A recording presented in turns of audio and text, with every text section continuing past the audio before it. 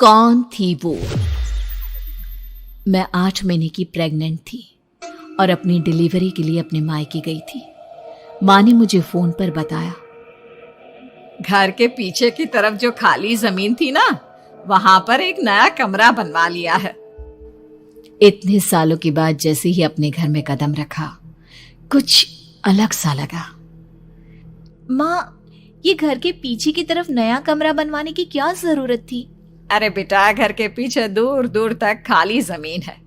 तेरे पापा को कई दिनों से लग रहा था कि यहाँ पर एक कमरा बनवा लेंगे तो ताजा हवा मिल जाया करेगी। अब तो ये सब छोड़ और चल जल्दी से दूध पी ले। माँ, मैं थोड़ी देर में पी लूंगी, आप सो जाओ। मैंने दूध का गिलास उठाकर उस खिड़की में रख दिया। पता नहीं कब आंख लग गई। अचानक से खिड़की के पल्लों के खड़कने की तेज आवाज आई। दूध का गिलास धड़ाम से जमीन पर आ गिरा। जमीन पर गिरते ही दूध का रंग लाल हो चुका था। मैंने खिड़की से झांक कर बाहर देखा। चारों तरफ धूप अंधेरा था। उस अंधेरे की तरफ से कुछ आवाजें आ रही थी, जैसे छोटे बच्चे आपस में खिलखिलाकर मस्ती कर रहे हो।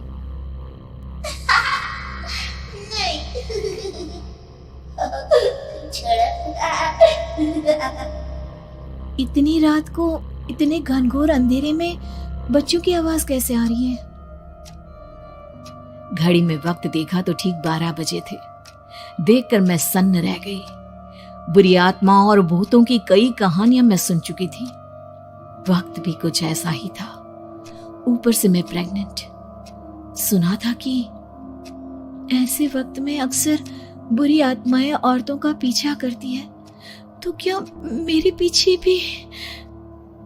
पसीने से तरबतर बड़ी मुश्किल से, जैसे कांपते हाथों से मैंने उस खिड़की को बंद किया। जल्दी से जल्दी उस कमरे से बाहर निकलकर माँ के पास जाने के बारे में सोचा, लेकिन जैसे ही दरवाजे की तरफ पलटी, लगा कोई साया हवा की स्पीड से दरवाजे के सामने से गुजर गया। मेरे गले में अटक कर रह गई। मैं जोर से चीख कर माँ को बुलाना चाहती थी, लेकिन वो आवाज खुद मेरे कानों तक नहीं पहुंच पा रही थी। तो माँ तक कैसे पहुंचती? खिड़की के पल्ले एक बार फिर तेज हवा के झोंके से धड़ाम करके खुल गया और पूरी ताकत से मैं चीख पड़ी। जानती थी मेरी चीख की आवाज सुनकर कुछ ही सेकंड में माँ वहां पहुंच जाएगी, लेकिन ऐसा कुछ हुआ ही नहीं। मेरा कलेजा डर के मारे फटा जा रहा था। आखिर माँ ने मेरी आवाज क्यों नहीं सुनी? इतनी गहरी नींद में तो माँ कभी नहीं सोती। ठीक पीछे खुली हुई वो खिड़की। मुझ में इतनी ताकत नहीं बची थी कि मैं पलटकर उस तरफ देख भी सकूं। हवा का एक सनसनाता हुआ झोंका उसी वक्त मेरे कानों से आकर टकराया। लगा जैसे किसी ने दबी हुई आवाज में धीरे से मुझसे कहा, चली जाओ यहाँ से। मैंने दोनों हाथ अपने कानों पर रख लिए और एक बार फिर ताकत लगाकर जोर से चीखने की कोशिश की। माँ! पापा! मेरी आवाज उस कमरे की दीवारों से टकराकर वापस मुझे ही सुनाई दे रही थी। जितनी ताकत के साथ मैंने चीखने की कोशिश की थी, कुछ ही देर बाद उससे कहीं ज्यादा तेज और दर्दनाक चीख मुझे सुनाई देने लगी। ये आवाज ठीक मेरे पीछे खिड़की से आ रही थी। वो आवाज मेरे कानों में पिघलते हुए लोहे की तरह गिर रही थी। उन आवाजों में हैवानियत थी। वो आवाजें किसी इंसान की नहीं है, इतना मैं समझ चुकी थी। कांप रहे हाथों से मैंने अंधेरे में कुछ ढूंढने की कोशिश की। तभी अचानक मेरा हाथ बेड पर रखी टॉर्च पर पड़ा। किसी तरह ताकत लगाकर टॉर्च का बटन ऑन किया, लेकिन ये क्या? सामने दरवाजे पर 3 छोटी लड़कियां खड़ी हुई थी। उनके हाथ में स्टील के चमचमाते हुए चाकू थे। मैं घबराकर लड़खड़ाई और पीछे की तरफ हटी, लेकिन तब तक वो मेरे पास आ चुकी थी। उनकी गर्दन टेढ़ी थी और उनके हाथों के वो चाकू मेरे पेट को निशाना बनाने को तैयार।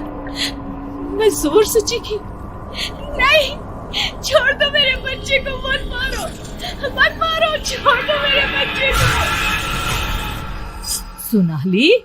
सोनाली, क्या हुआ बेटा? तू इतनी डरी हुई क्यों है? उठ बेटा, क्या हुआ? हड़बड़ाकर मैंने अपनी आंखें खोली। देखा तो दिन निकल आया था। माँ मुझे जगा रही थी। मेरा चेहरा पूरा पसीने से लथपथ था।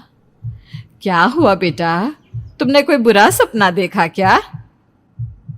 मैं अभी तक अपने पूरे होश में नहीं थी। वो मेरे बच्चे को मार देगी माँ, वो लड़की मेरे बच्चे को। मैंने घबराकर अपने पेट को छुआ। सब कुछ ठीक था, और वो दूध जो रात को यहाँ पर गिर गया था, उसका रंग लाल हो गया था। माँ ने हंसते हुए दूध का गिलास मुझे दिखाया। तुमने दूध पिया ही नहीं, पूरा का पूरा ऐसे ही रखा हुआ है। तुमसे कहा था ना सोनाली, सेहत के लिए लापरवाही ठीक नहीं बेटा। लेकिन मैंने तो सब कुछ अपनी खुली आंखों से देखा था। ये सपना कैसे हो सकता है?